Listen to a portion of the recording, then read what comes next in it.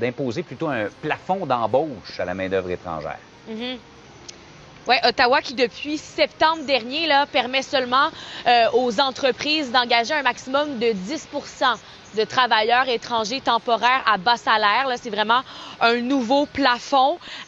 Et aussi, Ottawa avait réduit au même moment en septembre la durée des visas de travail à 1 an maximum contre 2 ans auparavant. Donc, l'UMQ demande à ce que ça change, qu'on ramène ces visas à 2 ans et qu'on augmente le plafond.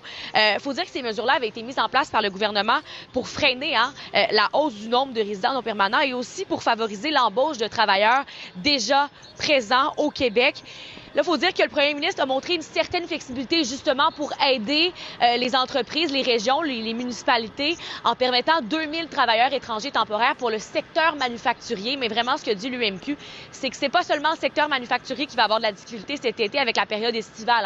On parle aussi du secteur touristique, les hôtels, le domaine de la restauration. Vous allez entendre le vice-président de l'UMQ à ce sujet-là, aussi le maire de Mascouche, qui nous explique pourquoi vraiment le gouvernement doit reconsidérer. Les Québécois, les Québécoises, les Canadiens vont vouloir rester au Canada cette année, aller en région. Donc, nous, avoir ça présentement, les maires et les mairesses, oui, les tarifs, ça peut faire peur. Cependant, une des priorités numéro 1, c'est justement l'employabilité. Comment est-ce qu'on va faire pour recevoir tous ces gens-là en région? Oui, Montréal, c'est une réalité. La communauté métropolitaine de Montréal, même je vous dirais le pourtour du Grand Québec, oui. Mais en région, ils ont une autre réalité. Donc, la réalité de main-d'œuvre, elle est vraiment importante pour eux.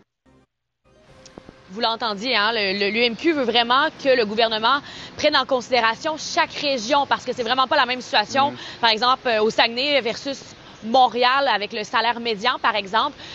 Donc, vraiment, l'UMQ qui interpelle même les partis fédéraux en pleine campagne à leur demander de prendre position sur le sujet et à les aider avec cet enjeu-là. Merci.